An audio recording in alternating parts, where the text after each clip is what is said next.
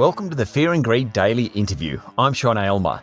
If you've ever searched online for information about credit cards, or home loans, or insurance, or mobile phone plans, then chances are you've ended up on Finder. Founded in 2006, it's a comparison site that aims to help people make better decisions. But the story behind Finder is a fascinating one, started by two schoolmates who both ended up on the AFA Young Rich list by growing the business to run websites in dozens of countries, employing hundreds of people. Fred Schebesta is one of those founders. He's an entrepreneur, a blogger, a writer, and a passionate advocate of other startups. Fred, welcome to Fear and Greed. How you guys going? You guys got a sick name for a podcast. Fear and Greed, you reckon? Yeah, it's like one of those risky ideas. It's like you guys were sitting around and then you're like, how about Fear and Greed? And someone was like, man, that's pretty out there. And you were like, yeah, let's just go for it. And that's what you guys did. Yeah, in fact, from this moment, that's exactly the story we're coming up with. The reality is that two things drive share markets, fear and greed. It's true. But I'm going to go with yours, Fred. Okay. So tell me, Finder, where'd it come from? Give me a thumbnail sketch. Well, it's really, I think it started as an experiment, like all great businesses. And the experiment was, in the beginning, can we put something compelling together in order to attract people so that we can, help them make a comparison on their credit cards. And I think if I was to make it even more raw, the actual idea, the experiment before that was, hey, let's put something together in order to rank number one in Google for credit card. It was obviously a bit more of a raw idea. And then from that genesis of an idea is you need to figure out what are you going to put on there and, what value are you going to provide to people. I think that's really where it started.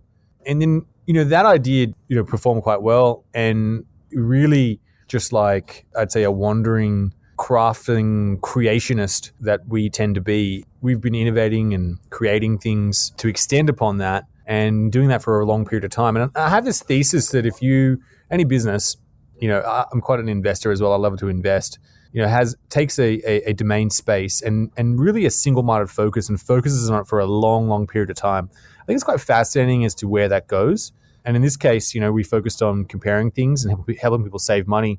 And now we've really evolved that to helping people make money. So investing through, the stock market, cryptocurrencies and things like that as well. So, I've used Finder many, many years ago on credit cards, exactly that. And, you're not an overnight success, as you're pointing out, because you've been going for a long while, but you have evolved. So tell us exactly what I can do with Finder now. So we start with credit cards. What are those products? And then just explain the investing bit a bit more. Yeah, sure. Right now, there are different experiences you can have, and it depends on how keen you are to really get into your credit card. You can read, obviously, articles and guides about collecting points. A lot of people have, a debt they want to balance transfer. And right now, what you can do is connect up your credit score. We give you a free credit score in Australia and the UK right now. And from that, you can actually use that to, what we do is we have a machine learning algorithm that's actually worked out your chance of being approved for a credit card before you apply. So you can just download the app. We can tell you, obviously, the best deals. And then we can tell you which ones you're probably going to get approved for. And then you can go on to apply for that card. And, I think that's really a key genesis of the business. In terms of investing, we write about all sorts of different cryptocurrencies. We write about all sorts of stocks. And obviously, if you want to get yield, which is kind of hard right now, in terms of interest and things like that. We actually have a really innovative product actually we're working on around that as well, and more to come from there. But yeah, you can compare where to go and, purchase those products and services, and you can read and get, a lot of education around those topics on Finder. And then, we're continuing to build more and more products around it. Okay, but of course you still also do the insurance products and travel products and internet, mobile, gas and electricity plans, all those sorts of things. So you're very broad now. Yeah, there's 1,000 different comparisons on Finder. You can actually compare how to go to space. Wow. There are 8 providers. And just a hot tip, if you go for the Russian one, It's actually free to go, but they charge you to come back home. Right. Is that how they do it? It is possible to go to space like that. And wow. I think Jeff Bezos is quite into it right now. And I think he was actually one of the first private spacemen actually quite a long time ago, but not of recent. Yeah. I think only in the last couple of weeks, he's come out and said he's going to be in one of those first manned flights to space. So he's putting his body on the line, or body where his money is, or something like that. Yeah. It's pretty good. With his brother. And I love the actual hero is the pilot. he's got quite a liability. He does, doesn't he? More than most. If you've got Jeff Bezos, it's about like having the USA president or something like that. You'd want to be a pretty good pilot if you're flying him around. Particularly the first space pilot. Yeah, I think so. So tell me, how does Finder make money? Well, at its core, our customers come on to Finder and they want to learn about or find products and services that solve their problem. And from there, they click to the providers, potentially, that they're looking to work with, and we get a small referral fee from those providers. Okay. That's one way. And then the other way is we provide a whole series of apps where we actually provide the service to the customer. So in the Finder app, you can actually buy and sell Bitcoin and Ethereum right now. It takes about 3 minutes to buy, deposit, and actually purchase, which is super fast. And that's obviously from our experience and expertise in cryptocurrency. And we're going to build more and more products and services around that. But essentially, we basically get paid a commission, and it's in all different shapes and forms and sizes around the world. Okay. Now, you started in Australia, but you've certainly pushed internationally. Is that right? Yes, yeah, definitely. 2016, we launched the US office in Manhattan, actually in Chinatown, where they sell fish on the street. East Broadway was our first office. Oh, yeah. We're on 32nd Street now. We launched in January 2017 in London. We've obviously moved in different offices over time. We're now currently in London Bridge, just near Borough Market there, in between the Borough Market and the Shard. We have a big office in Poland, in Wrocław, an office in Manila, in Makati City, an office in Toronto, and I think there's sort of an unclaimed but slightly evolving office in Adelaide right now. Right. So we'll see where that goes. So is that where you will get your growth? Mostly it will be overseas, do you think, going forward? I think, the Australian business is growing well. Definitely the overseas businesses are growing well as well. They're both very high growth businesses. So yeah, they'll both perform well. I think the sheer target audience, the sheer TAM in overseas markets, it means I think over the long term will be where all the growth will come from. TAM being total addressable market, of course. Oh, yes. Yes, sorry. No, I mean, how do you work with Google? I know you've had a run-in with Google. It was about 10 years ago, I think, which I think you've said before was a bit of a turning point for your business. Yeah.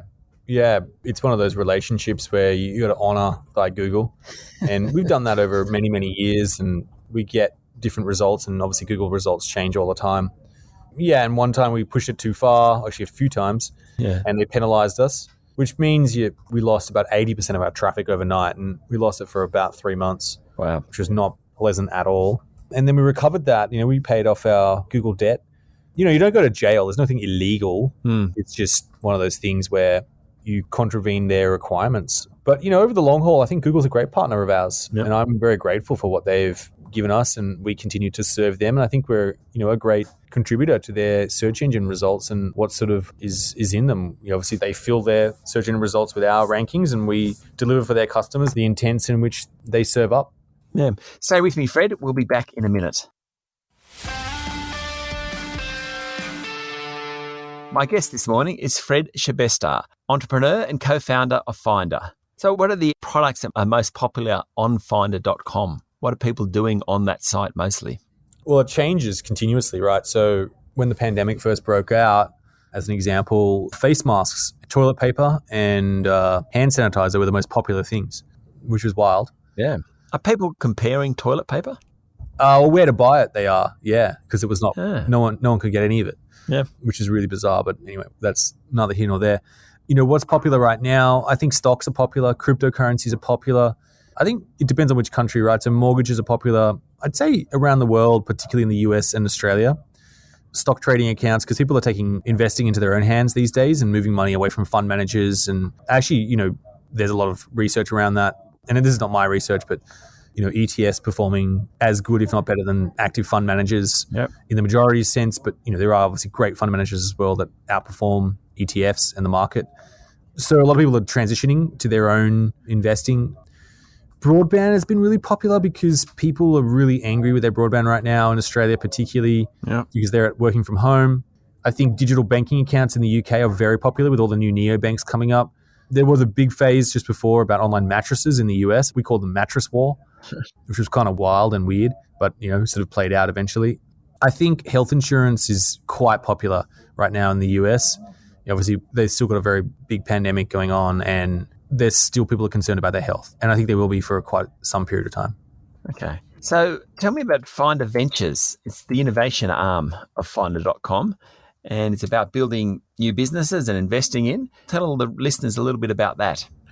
Yeah, so that's really the business that innovated the Finder app. It's our newest innovation, and I think it just helps people save money and make money, which is really cool.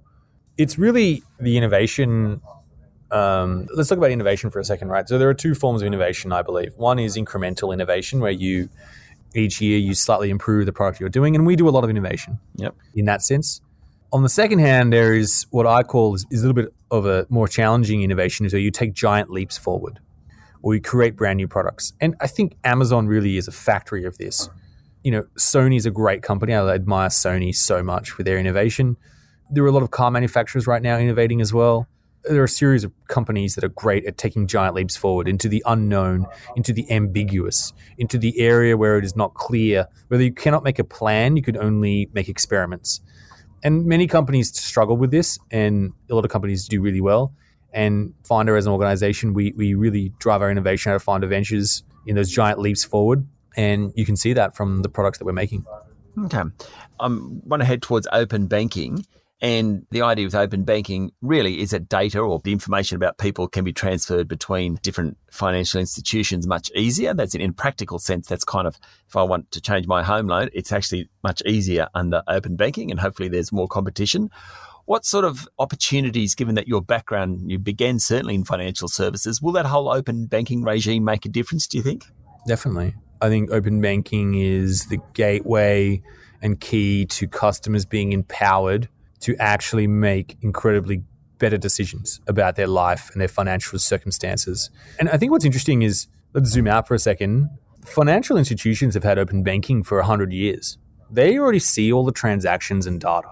So what we've got now, what's the difference? Well, now you've got third parties who do not have vested interest in one particular brand, with the ability to actually serve first and foremost the customer and give them the best deal and best advice on a particular way forward. And that's the revolution. That's the big change. Previously, open banking to me and data has already been available to the first fintechs, I think, in the world were the big banks. Yeah. They were the first fintechs because they took us from paper and pencil and those little books, those paper books, to apps on our phone, digital share trading, all those kind of things, and that's incredible. And now what you've got is a moment in time when, if you look at the financial advice whole sector is being melted right now in Australia with just an exodus of people leaving. And that's because of a major, Royal Commission into advice. And what you've got is fintechs filling that void where, say, if you're under $500,000 in assets, you're not a worthwhile customer to a financial advisor. And so there's this huge void of financial advice. And what I think is now possible, which is non-vested interest third parties able to take your data, crunch that data, and actually give you the insights from your transaction data based on algorithms and classic means of machine learning, and give you a really, really, really, really good set of decisions and outcomes in your personal financial life. And what's challenging for me is that to me was very possible and has always been possible and still continues to be possible with the existing organizations that are out there that have this data. It's just that they don't have a vested interest in switching you and showing you what the actual best approach is. And Finder can play a role in that in terms of helping people make those better decisions, and especially the people with the assets of under $500,000.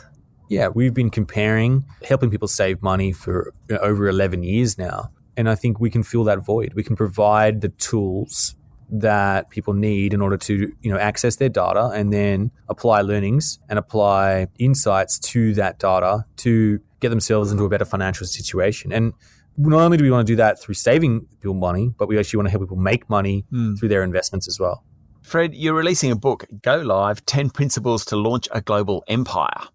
When's that come out and what are the principles? Can you give us a taste of the principles? Yeah, so I say this, it's one of the third values of Finder called Go Live. It's really about inspiring people to launch and get things done in their life. And I feel that's something I'm quite good at. And this is really, it's not a step-by-step guide. It's not a series of rules because I'm actually a bit of a rule breaker myself. It's really the eternal principles that I think about and use in order to drive the outcomes of putting things and launching things And I think it's largely about the stories that I've experienced throughout, and lessons I've learned. And it's really telling the hard times and good times that I've put down into some paper for the first time. There's 10 of them in there. Obviously there are more principles I have as well, but they are the 10 real principles that'll help you go live and launch something, particularly, a tech business or a new startup or even a business inside a bigger business. It's really that drive and that innovation and that mindset that you need in order to make it happen. Okay, so that's Go Live, 10 Principles to Launch a Global Empire. When will we see it? So you can pre-order it right now on Booktopia today and Amazon, and it's coming out at the end of July. So you'll get your copies then. Fantastic. Fred, thanks for talking to Fear and Greed. Thanks so much. That was Fred Schebesta, entrepreneur and co-founder of Finder. This is the Fear and Greed Daily Interview. Join me every morning for the full Fear and Greed podcast with all the business news you need to know. I'm Sean Aylmer. Enjoy your day.